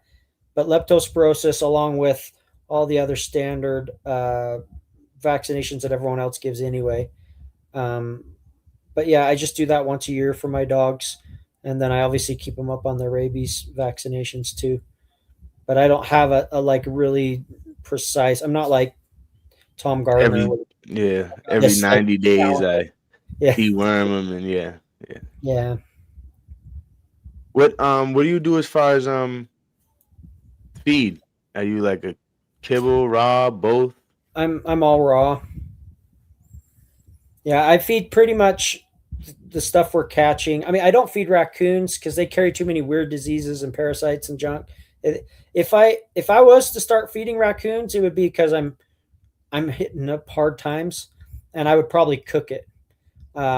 They just have so many just noxious parasites in them, and I mean, we hunt them. Maybe I'm just being a total hypocrite. Our dogs hunt them. They swap saliva and blood. Heck, they probably should just be eating them. But I People don't eat know, them. man. They just carry such noxious diseases and parasites. It just makes me nervous. And like I said, maybe I'm just a total hypocrite. They're already swapping blood and saliva. Why not just let them eat them? And sometimes the dogs will eat a little before you get there too. So I had a bulldog that would bite so hard that their chest would be popped open, and then he'd start slurping. And if you didn't get there quick, he'd be full. Yeah. But most dogs don't do that. They have such a hard time that the coon's never dead before you get there. You never have to worry about that. But that dog, you had to worry about him not just killing it before you get there, but killing it and start eating it. Yeah. But So do anyway, you, so me personally, I'm not speaking out against anyone who does feed raccoon. I just, man, it just makes me nervous. So I don't feed coon, but everything else, the beavers. Um, so basically, what I do is I split it up on size. Little stuff goes to the mink, big stuff goes to the dogs. So, and the cutoff point is like a domestic rabbit. So, like, I get a lot of like old laying hens, roosters. Um, Sometimes we'll get like domestic rabbits, things like that are given to me for free. And those can go either way. That's like the middle ground. They might go to the mink, but they're probably going to the dogs. Anything smaller than that, and it's almost exclusively to the mink. So squirrels, um, rats, muskrats, that kind of sized animal, pretty much exclusively mink. And then you get the big old beavers or yeah, like, and that's what mink would be eating in the wild. yeah, exactly. So like beavers, geese, just like the bigger stuff, predominantly to the dogs. One thing they will eat kind of in common, like I said, like domestic rabbit, chicken, and that might go either way, but it's going to go mostly to the dogs. But one thing we will feed pretty in common are carp, and I don't feed a lot of carp, but when I have access to it, Kind of what I end up doing is I cut off the head, cut off the tail, feed that to the dogs, and then the in between I chop up for the mink because the mink have a hard time eating those big bony gill plates. Yeah. And the tail is like mostly bone with just a little bit. The very end of the tail is mostly is bone with just a little bit of flesh. And so I just end up feeding those parts to the dogs, and then the middle, which is more fleshy and less bony, to the mink. Right. And the easiest way if you're going to feed fish to a dog is you want it partially frozen. A lot of dogs don't like it if you have it all the way thawed out. It's all slimy and kind of goopy, and a lot of dogs don't like it. But if you have it soft frozen, so not hard frozen to where it like shatters, you want it stiff. So it's stiff, it's not slimy, and it's dry and it's stiff.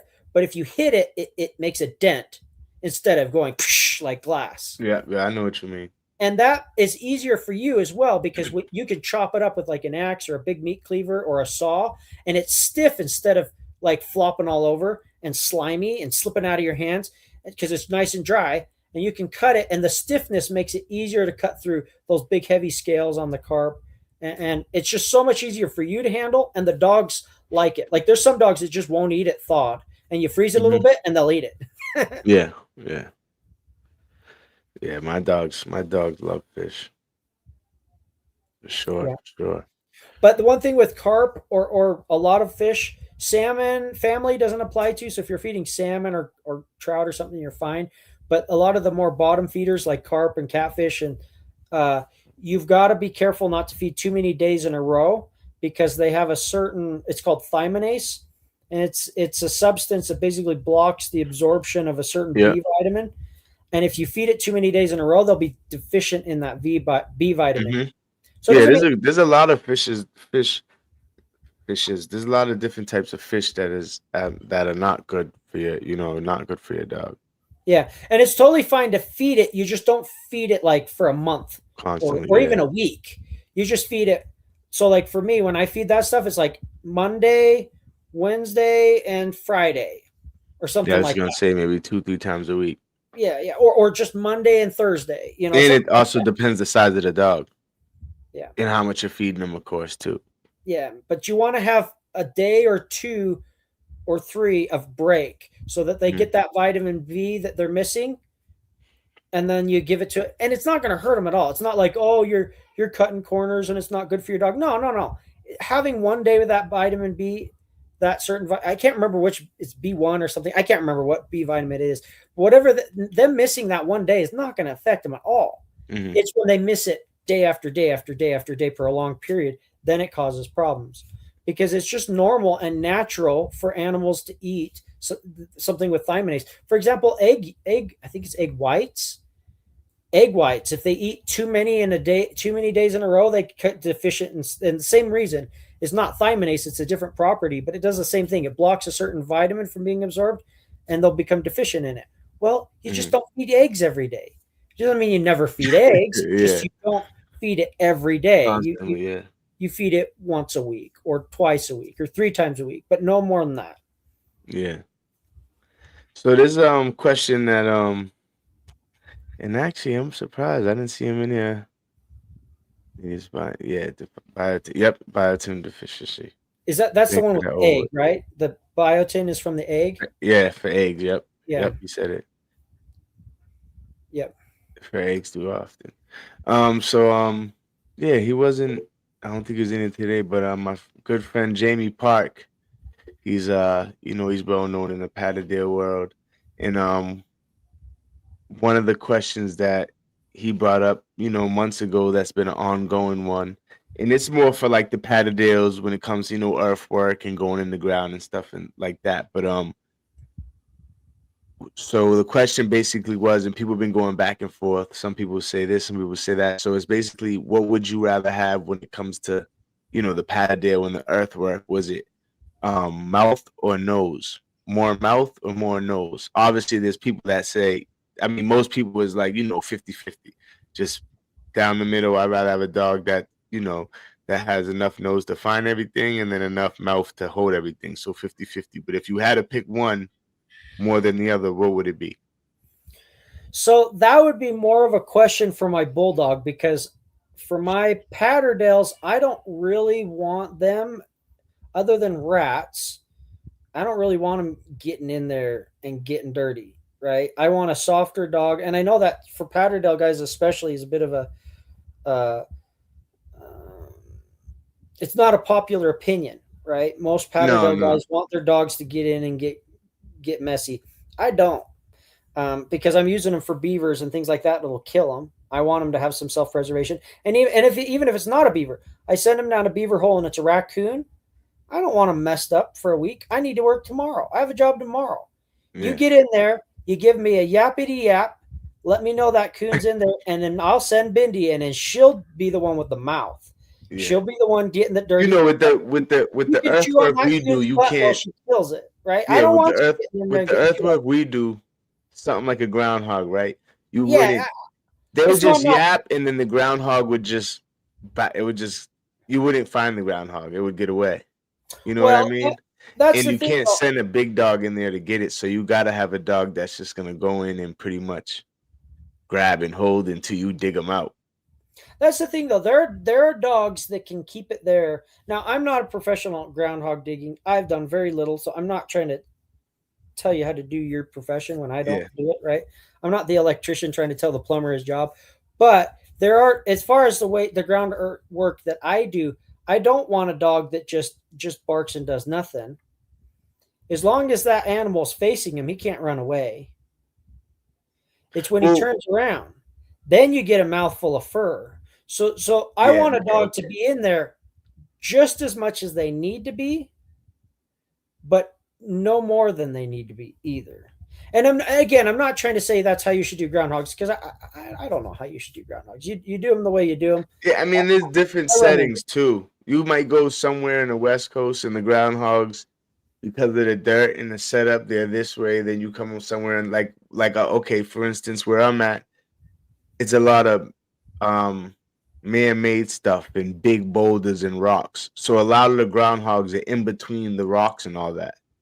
yeah. So you can't really dig them out. Where when I go to That's the scenarios that we went. So when we do what we mhm. have rock chucks, that's the scenarios we're in more than often than not. So Yeah, usually exactly. we So you want can't them do to be much. shifted out so that Yeah. they bolt to the dog or something else. Yeah. See that. So with the groundhogs, they'll out here they're mostly in the rocks. So if you let your dog in, you might not never get your dog out because you're not moving a whole bunch of boulders and stuff. You know what I mean? You're gonna Mhm. have to just hope your dog comes out. But then there's sets where some of these groundhogs will have sets where there's different chambers where it's like, so the hole might be here, or they'll have different separate holes, escape hole maybe too. So you got to block off holes. But the hole could be here, and then the nursery will be here. Then it goes down more, and like the pantry's here. Then it goes down here more, and like the the I don't know where they another little they'll have like different holes in different tunnels, and those tunnels might lead to somewhere like where it's bigger, where the dog might be able to back them in because there's no hole. Like I said, if it's like a nursery, but there's always like most of the time there's other holes that they could just, you know, some of them they're just running around in the holes. You know what I mean? Like you'll track your dog with the tracker, and your dog's moving because it's trying to get to the groundhog, and the groundhog's moving from this tunnel to that tunnel to this tunnel to that tunnel. You know what I mean? Yeah. So things like that. But something like that, like you said, you want. And I mean, if you have a dog where it's like, okay, they turn around and they grab it from the back, I like. I mean, that could work. Depends the size of the tunnel too, because they could do that, and then the groundhog just turn around and bite their damn half their face off. You know Yeah. what I mean? So, but could do that obviously if they're facing them too. So it's just you just kind of hope and see Yeah. what happens when you get the dog out the dirt type thing. You know what Yeah. I mean? But hey, it's all part of the game. But yeah, I'm in a different scenario than most guys with their terriers. So really, my opinion is kind of irrelevant because I'm in a different world that you don't have the options that I do, and Hmm. I don't have the the scenarios that you guys do. So Yeah, it's and there's different. actually a lot of people. I do know a lot of people who don't really do any earthwork. They're just in the city doing ratting with their Patterdales. You know what I mean? Yeah. Just they don't do too much earthwork because for several reasons. They might not where they're at. There's probably not too much. There might not be too much land for them to be, to do earthwork. And then some of them are, to be honest, just scared to see their dog or let their dog get banged up, or let your Yeah. dog in the earth. They might not get it back. I've seen that happen too, where dogs didn't make it. So, you know, It's always a risk. part of the game, right? It's But always a, yeah, we've been on here for about 2 hours. Anything else you want to get into it? Again, I appreciate you coming on here. I mean, I've been watching. Honestly, I didn't think when I contacted you, you was gonna even answer me back. To be honest, I'm like, this guy's probably busy. I'm nobody. He's probably not gonna answer me back. But you did. I appreciate it. We got you right on here, and yeah, I didn't think I would be talking to you any point in my life, because I mean, I know you're humble and just like a regular guy, but not to people who've been watching your YouTube videos for a couple of years. yeah. I You know mean, what I mean? So I appreciate you coming on here. It means a lot to yeah. You're me, and welcome. I'm sure everyone who locks in with me and on here on Wednesdays. Yeah, you're welcome. No problem. You say I'm just a regular guy. Yeah, yeah, I yeah. have I a know you. YouTube channel. It's no doesn't make me any different. Hey, you're the mink man. You're not just regular guy. You're the mink man. Yeah, man. But yeah. Hopefully, I could get you on here in the future again. And it was great talking to you. Appreciate you coming on here. And yeah, man. Thanks again. It was a good talk, fun time. Learned a lot. I'm hoping the Yeah, people watching learned a lot. And yeah. Good luck to you and your dogs. And keep hunting, man. yeah. Thank you. Appreciate it. All right. Yeah, and everyone who tuned in, like, comment, subscribe, tell a friend to tell a friend. Check out if you haven't already. I'm pretty sure everyone has, but if you haven't already, of course, check out the Mink Man's YouTube channel. He got what's it Joseph Carter, the Mink Man, is your channel? Yeah, yeah. It really, you can just look up mink. I kind of have a monopoly on the word mink, so you can Yeah. just look up mink, and Definitely you're gonna do. run into me first. Yep, and you got plenty of videos with plenty of action, and you can see pretty much everything he was talking about. See his dogs, some old, some of his, some a little newer, and Oh, watch his whole thing. Go one ahead. thing worth mentioning. Sorry to cut in there like that, but Oh no, you're fine. so my YouTube channel and is very PG because YouTube requires it. They don't allow you to show a lot of stuff. YouTube's funny. They're extremely inconsistent. One guy can put on video X and get no hassle from YouTube, and another guy can put up the exact same video X and they get banned from YouTube immediately. So So you're right. I've seen that a lot. I think some of it comes down to how many people are reporting. yeah, for sure. Because like I don't know if you've ever heard of a guy named Sean Woods, Mousetrap Mondays. He can't show one single dead mouse, and I'll show me laying on 1,000 dead rats. Like, Yeah. why is it I can show 1,000 dead rats and I'm laying on them like a bed, and he can't show like a simple picture of one? It's pretty ridiculous. So for me, on Someone's my hating on him and reporting him like major, like probably probably just clicking it every day once you know what I mean, just hitting them with like 20, 30 reports, so they yeah, kind of like, yeah. and so for me, what I can't show is anything to do with raccoons. I've literally had videos taken down as they're being uploaded. Like they didn't even finish uploading, and it's like that video's gone. I'm like, didn't even finish. How do you know it's? I don't. They got some kind of bots or something Yeah, that they definitely do. they're like reviewing the video as it's uploading to their platform, and they'll give you a strike before it's even done uploading. Anyway, so I've got a lot of stuff that I can't show, and honestly, a lot of stuff that I choose not to show. I just don't feel like having a million people see, because I mean, I have videos that have 30 million views. And there are certain parts of my life I really don't want 30 million people seeing, or even 500,000 people seeing. So I will keep those and the videos that YouTube won't let me show on my private club. So I call it Mink Man's exclusive club. And it does cost money, so it's not free. But what it does is it allows me to it incentivizes me to still make those videos that I couldn't put on YouTube because I'm not going to make them otherwise. It takes a lot of effort. I mean, I spend a good 40 to 60 hours a week just editing videos. Mm-hmm. I'm not going to edit a video for fun. I'm sorry. I'm just not. Not anymore. Yeah. It's like if you're a mechanic and your neighbor says, "Hey, can you help me work on my car for free?" It's like, dude, I do this all day long. Why would I do it for free? Yeah. Anyway, so I still make those videos. I just put them on my exclusive club. So like a lot of the beaver hunting, when I'm spearing beavers, I'll send in a little terrier. He bolts the beaver out, and I spear it. Can't show that on YouTube. My dog's hunting raccoons. So my pit bull Bindi, she'll tree a raccoon. We'll knock it down with a big long extension pole, and then she dispatches it. Or we get a raccoon up in a beaver hole. The terrier bays it, bark, bark, bark, bark, send in pit bull. She goes in, she drags it out and kills it. And I get all of that on film, but it doesn't make it to my YouTube channel because of the basically the censorship on YouTube. So I have my own exclusive club. There's a lot of stuff that I don't put on YouTube. Some of it's just personal. Like I said, I just don't want too many people to see it. Maybe it's like training methods that's maybe a little risque, or maybe I was just gonna say some of your methods. Some people don't like to show their methods to everyone. Yeah, and it's not that I'm like trying to be secret. I just don't want the wrong kooky blue-haired Californian to see it and me to have problems, you know. Mm-hmm. So, and the way I see it, if you're willing to pay a few bucks to watch it, you're probably not hating me. I mean, how many people are going to go pay money to watch someone they hate? They might watch. A lot of people they might pay once, but they're not going to keep paying.